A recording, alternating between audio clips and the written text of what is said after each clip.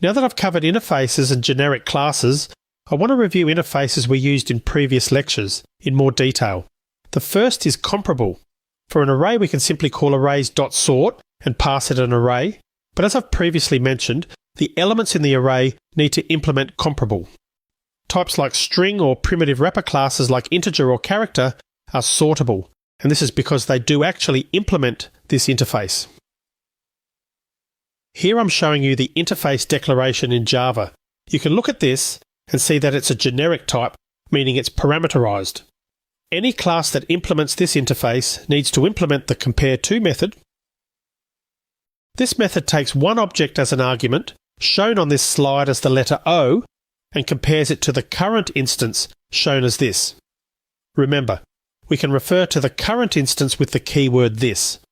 The table on this slide shows what the results of the compareTo method should produce when implemented. This method returns an integer. It should return 0 if the two objects being compared are equal. It should return a negative value if this is less than O, or a positive value if this is greater than O. The best way to get familiar with this method is probably to look at it with types you're very familiar with. I've created a new project called Comparing, so we can do that. I'll start by comparing integers, since it's very easy to understand if one number is greater than another. First, I'll set up an integer variable called 5 and make that equal to the value 5. Next, I have an array of integer called others equal to 0, 5, 10, minus 50, and 50. In this code, I plan to compare the number 5 to each number in the array. I'll use a for each loop on the array. Save the value of a call to 5.compareTo with the array element we are currently looping on as the argument. Print out the result using multiple specifiers. I'll use a nested ternary. First, if val equals 0, then I can say these two numbers are equal and output a double equal sign. If val is less than 0, I want a less than sign, otherwise a greater than sign. Let's see if it works. You can see that for integers, the compareTo method is returning three unique values, a negative one, a 0, or a 1. These values are displayed at the end of each of these output lines. If the value is 0, the numbers are equal, and we see that with 5 equals 5 on the second line. If the value is minus 1, that means 5 is less than the array element, so 5 is less than 10 on line 3 and less than 50 on line 5. If the value is 1, 5 is greater than the array value, so 5 is greater than 0 and minus 50, as shown on the first and fourth lines. Let's look at how strings have implemented this same method. I will set up the scenario in the same way with a variable called banana. String banana equals banana. String array fruit equals array initializer with apple. Banana in lowercase. Pear, and finally banana in uppercase as elements. Now I need a for loop to compare the banana variable to the fruit array elements. Int val equals banana.compareTo passing s, the current element we are looping on. I'll print the values out using the same printf statement as before. I'll run this code now. The first thing I want you to see is that I'm not just getting a negative 1, 0 or 1 back for strings. Comparing banana and apple returns a 1, and banana to itself is 0, so at first glance that might look like the same result as integers. But look at banana compared to pear. I've got a minus 14, so the code is saying banana is less than pear, but it's not a negative one. And comparing banana in lowercase to banana in all uppercase gives us 32 back, which means lowercase banana is greater than uppercase banana, but again we've got a value that's something other than 1, here it's 32. Before I explain why, I want to add some code to sort this list of strings and print it out. Arrays.sort passing the fruit array, and use arrays.toString passing fruit to print it out. Time to run the code. Right, you can see how the strings have been sorted. Are you wondering at this point what these numbers coming back from the compareTo method mean? Let me add a couple lines of code which should help you understand what's happening here. First, I'll print the letter capital A followed by the integer value for that by casting A to an int, then lowercase a and its integer value.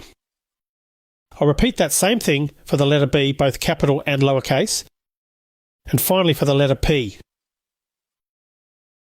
Let me just run this and then I'll explain what I did. Here, I'm printing out the capital letter A and its underlying integer value.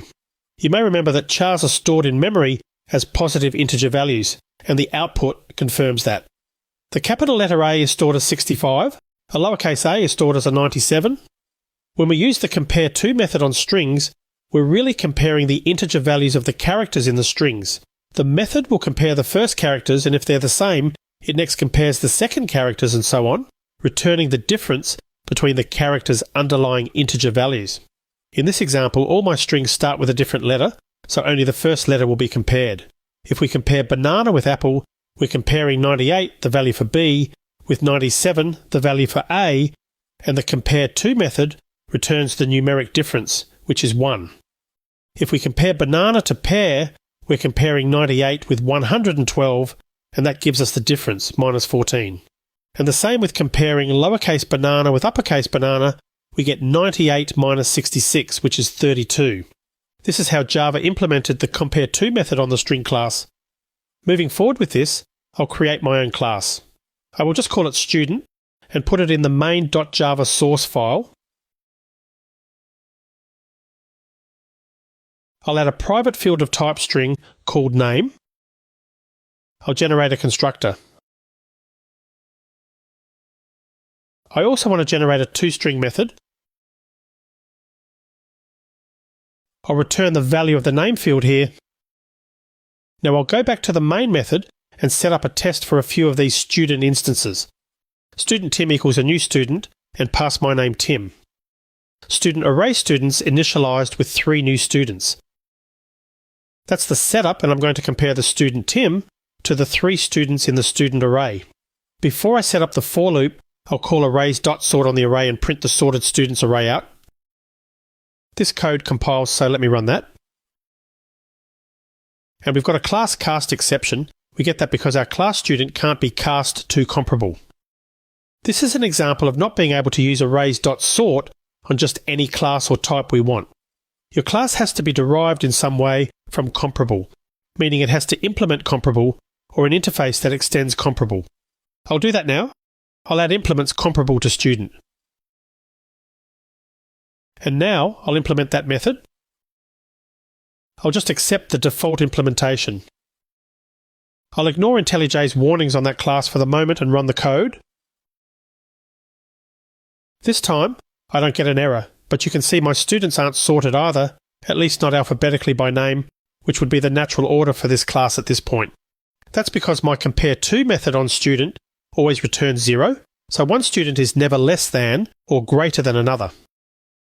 That's not a good implementation of this method. I want to compare students by their names. I want you to look at the compare to method. It's got an argument with the type object. If the argument is really going to be a student, we have to cast this argument to student if we want to compare names. Student other equals cast student, O. Return name.compare to other.name. In this code, I cast O, which was passed to the method, to a student type and assign it to a student variable called other. This lets me compare other to the current instance. I do that with the code on this line using compare to. Now if I run the code, we should get a better result. My list gets sorted alphabetically by name, which is good. Although you can write the compare to method this way, you shouldn't. When I showed you the declaration of the comparable interface on the slide, you saw that it was a generic type, but here I'm using the raw version. It works, but now I want to discourage you from coding your compare to methods this way. Going back to the main method, I'm going to try to compare my Tim student to a string literal Mary. This code compiles, but if I run it, I get another class cast exception. This is because my compare to method on the student class is trying to cast a string to a student. When you implement comparable on a class, you should specify a type parameter to avoid potential class cast exceptions like this. Let me end this video here, and in the next one I'll do just that because it's the recommended and preferred approach. In that video I'll also talk about an alternative interface comparator, so I'll see you in that video.